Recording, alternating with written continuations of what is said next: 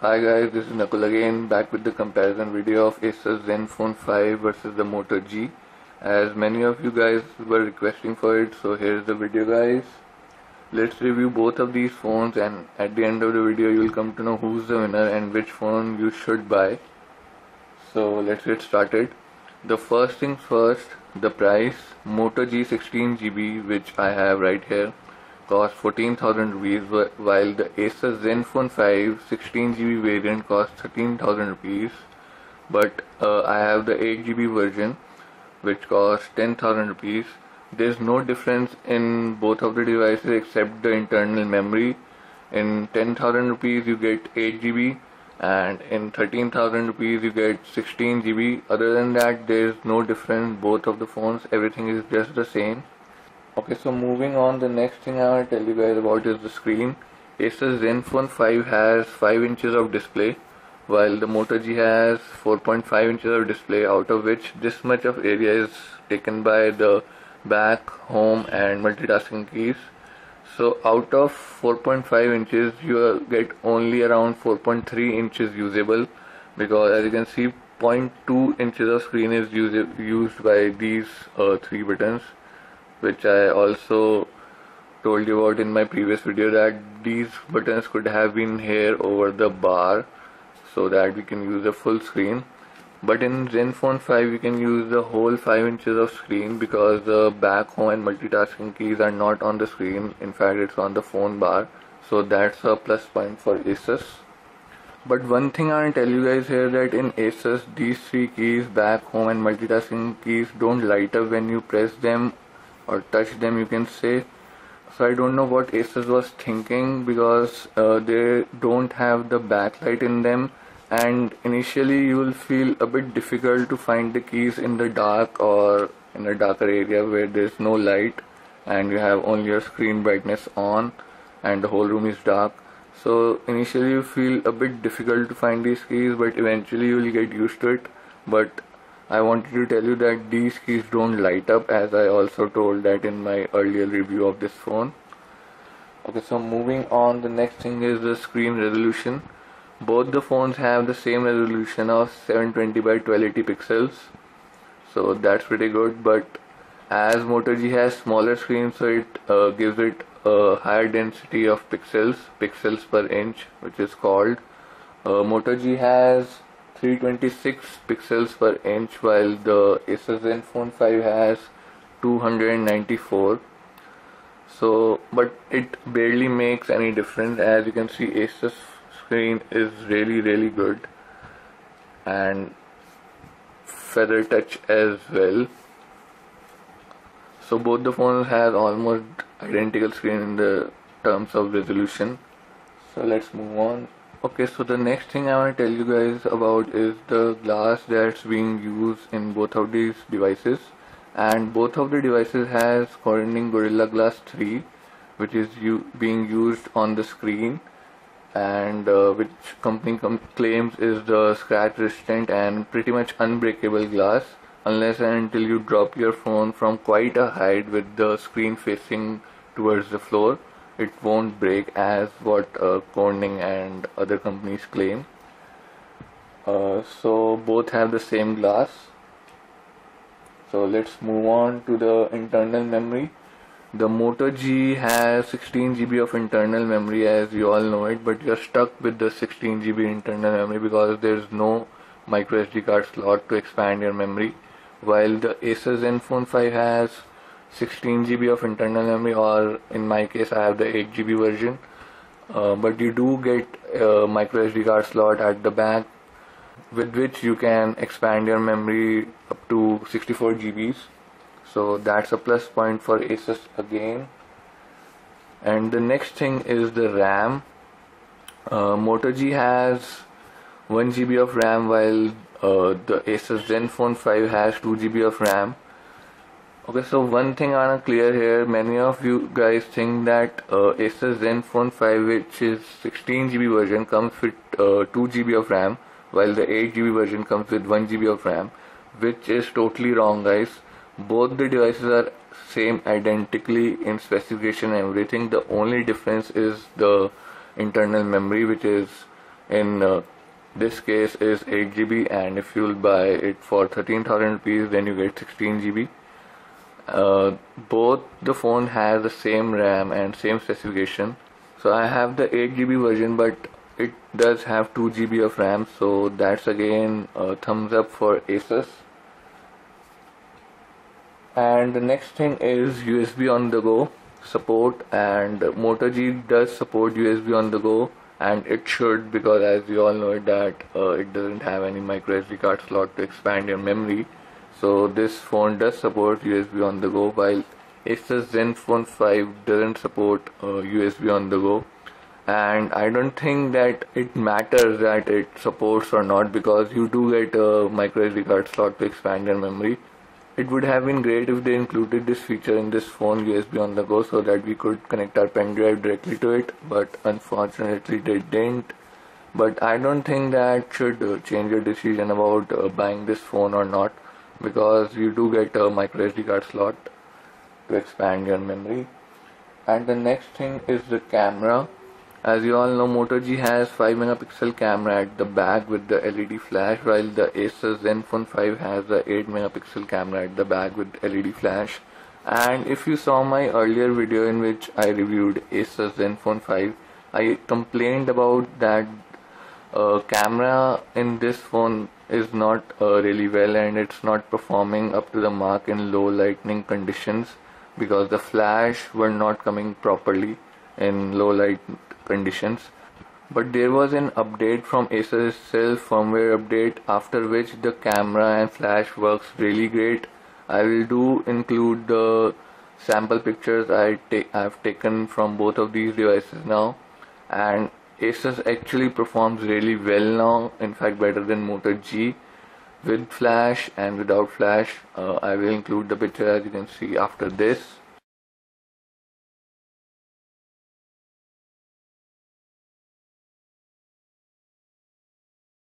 So as you just saw the pictures, sample pictures that I included in the video, you can see that Asus performs really well now after the firmware update which I got over there in this phone.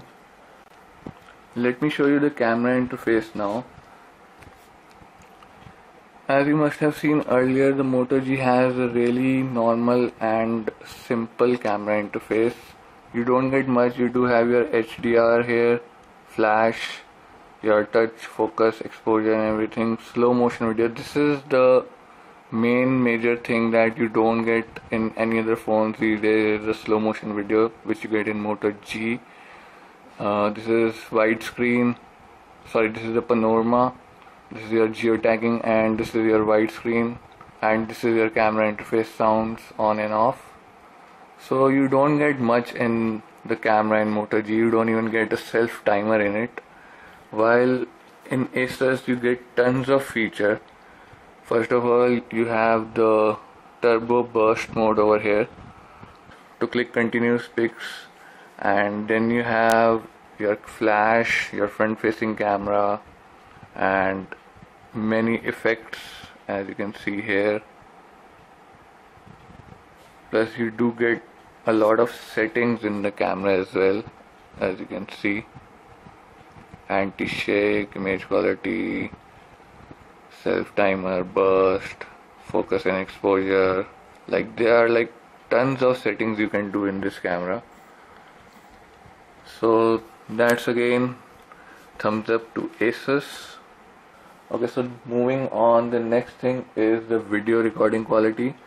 Moto G records the video at 720p HD, while Asus ZenFone 5 records the video at full 1080p full HD. So obviously video recording quality is better in Asus, and even in while you are recording some songs, or you're recording a video where song is playing in the background, so the bass quality you record in both of these phones is great, but it's better in Asus. The bass and music quality in the video is better in Asus, because it's quite obvious that it records video at full HD 1080p, while Moto G records at 720p. So that's again a plus point for Asus. Okay, moving on, the next thing is the front facing camera. which is 1.3 megapixel in the Moto G, and it's 2 megapixel in the Asus, which is again a better thing, and thumbs up to Asus. After this, I want to tell you about the Android version you get in both of these devices. In Moto G, you get Android KitKat out of the box, and you can even upgrade it further to the latest version of Android KitKat. As you can see, my Moto G is running Android 4.4.4, while Asus comes with the Android Jelly Bean. Though company is promising to give us an update of Android KitKat, but it's not out yet, and I have no idea when will it be. But I hope it comes out soon. As of now, the Asus ZenFone 5 is running Android 4.3, which is Jelly Bean. And according to the website, the company is promising to give us Android KitKat update, which is gonna be Android 4.4.2, which, as you can say, is still gonna be one step behind the Moto G, because it's KitKat but it's 4.4.4 and it's gonna be 4.4.2. so in software terms, the Moto G is a bit higher. Okay, so moving on, the next thing is the processor. Moto G has 1.2 quad-core processor, while Asus ZenFone 5 has 1.6 dual-core processor. But as it's hyper-threading Intel processor, it can actually works as a quad-core processor when needed. If you guys saw my earlier video, I got a bit confused as I saw in the Quadrant Standard System information that it's showing 4 cores, so I thought it's a quad-core processor. But many of you guys is, and as I also read on the net, that it's a dual-core processor.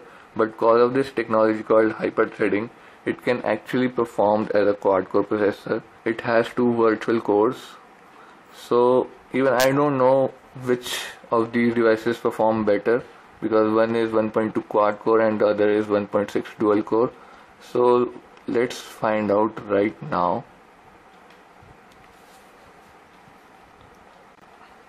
So now I'm gonna run the benchmark on both of these devices now. But before that, I want to tell you that memory of my Moto G is almost full. It's only 1 GB of space is left. So that might reduce the performance of the processor a bit. But let's start the test and see.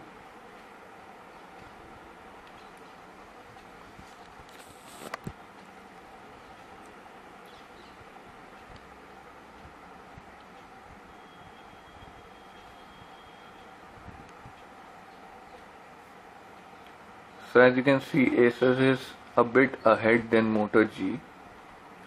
Now I'm gonna cut to the end and see the results. Okay, so the benchmark is completed. Let's see the results, guys.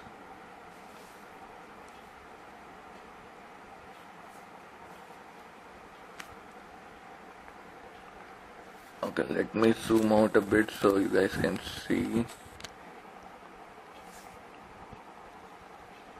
As you can see, Asus performed 9090, which is quite great, I guess, while Moto G performed at 8974, which is not bad, I guess. Almost identical performance, guys. Just a bit of a difference between these two. Asus is 9090 and this is 8947. Not much, but as you can see, Asus is slightly higher in the performance, but that could be due to that, as I already told, the memory of my Moto G is almost full, so that might be affecting the performance of the processor. And now moving on, the next thing is the battery. As many of you guys were asking about how's the battery backup of Asus ZenFone 5 and everything. Let me tell you, the Moto G has 2070 mAh battery, while the Asus ZenFone 5 has 2110 mAh battery. That's only 40 mAh higher than the Moto G. So I'll tell you guys that the battery of both of these devices are almost identical, and so is the backup you get from them. You get 12 to 15 hours of backup from both of these devices with normal and mixed usage. And if you want more backup out of these phones, then make sure to be careful and turn on the mobile network and Wi-Fi while it's not in use, and keep the phone brightness as low as possible, or keep it at automatic so that phone can save more battery. And moving on, the next thing is the weight. Moto G weighs around 143 grams while Asus ZenFone 5 weighs 145 grams. So again, that's almost identical, but as Asus ZenFone 5 is bigger, so it has more weight distribution area and actually feels lighter in the hand than Moto G itself. But again, a phone of this size weighs so less, it's really great, guys. Plus there's one more thing that I want to tell you guys, is that in Moto G you get secondary mic, and which is able to do the noise cancellation while doing the calling. Means it would remove all the unnecessary background sounds or noises, you can say, while you're talking on the phone, so the other person can hear you better. But in Asus you do get the secondary microphone, but you don't get the noise cancellation facility. It is only for the stereo recording when you record a video from your camera. So that's a downside of Asus. There's this one thing that it lacks. Moving on, the next thing I want to show you guys is the loudspeaker. The Moto G has a really awesome loudspeaker, I would say. It's quite loud and the sound quality, or you can say the clarity, is really good. Let me give you a sample.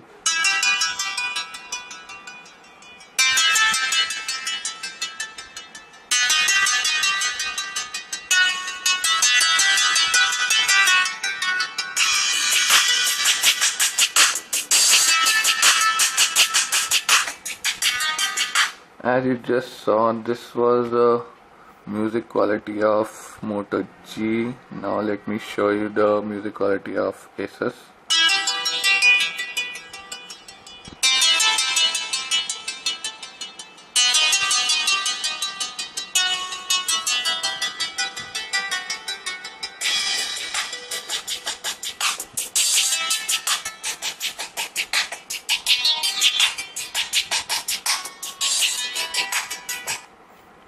As you just saw, the clarity of both phones are really good, but loudness wise the Moto G has a better speaker. You can say it's really loud. If I have to rate it out of 10, then Moto G is definitely on 9, while Asus loudspeaker is on 6 or 6.5, you can say. And the last thing I want to tell you guys about is the GPS performance. GPS performance of the Moto G is exceptional, guys. You can get a GPS log within 5 seconds, while in Asus it takes around 20 to 30 seconds. And there was one more thing I noticed, as I know where I was standing in my home. I mean, I can see in the map, but in Asus it was showing a bit off map, and it was showing that I was standing in my neighbor's home, which was slightly off map, as you can say. In fact, the GPS was locked. But in Moto G it was showing exactly where I am standing, but in Asus it was showing a bit off map. That might get better after 2-3 times of usage maybe, but in the first start it was showing a bit off map. And that's the main things you guys need to know about these two phones. So obviously Asus is better than Moto G in most of the things. And there are two more things I want to show you guys. Moto G comes with this charger, which is not detachable, but it's quite long. But you do need to buy a separate USB cable to transfer data from your PC and everything. While with Asus you get this charger, which is detachable, means you don't have to buy separate USB cable to transfer data from your PC. But it's quite small. It's not as lengthy as the charger of Motorola. And the other thing I want to show you guys is that Moto G comes with these crappy headphones, and they sound pretty average They do give bass, but you do have to push them hard in your ears and hold them. But as you can see, they are nothing special, just ordinary headphones with microphone and clicky button to cut and receive calls. While with Asus you get these amazing in-earbud style headphones which sound really well, guys. In fact, I have Sennheiser headphones in earbud style, and these sound, if not better, then almost same quality like the Sennheiser. So these are quite well.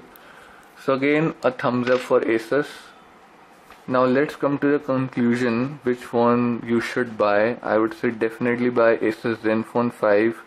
No matter if you're buying the 16GB model or the 8GB, but you should definitely buy the Asus because it has a bigger screen, better camera, and you do get a micro SD card slot to expand your memory. So that's again a plus point for Asus.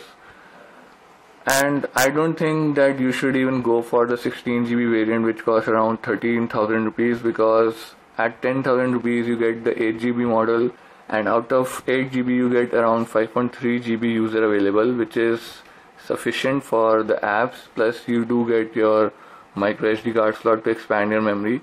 So I don't think you even need the 16GB variant. But in Moto G you do need the 16GB variant because it doesn't have any micro SD card slot to expand your memory. So I would say go for the Asus, and if possible go for the 8GB variant, which costs 10,000 rupees, unless and until you really need a bigger internal memory. So that's it for now, guys. That was a review video of both of these phones. Now you know which phone to buy, and in my preference, go for the Asus, guys. And if there's anything you wanna guys ask, and if there's any suggestions you wanna give, then put them in the comments down below, and I would try my level best to help you out, guys. For now, that's it. Thank you for watching, guys, and subscribe for more.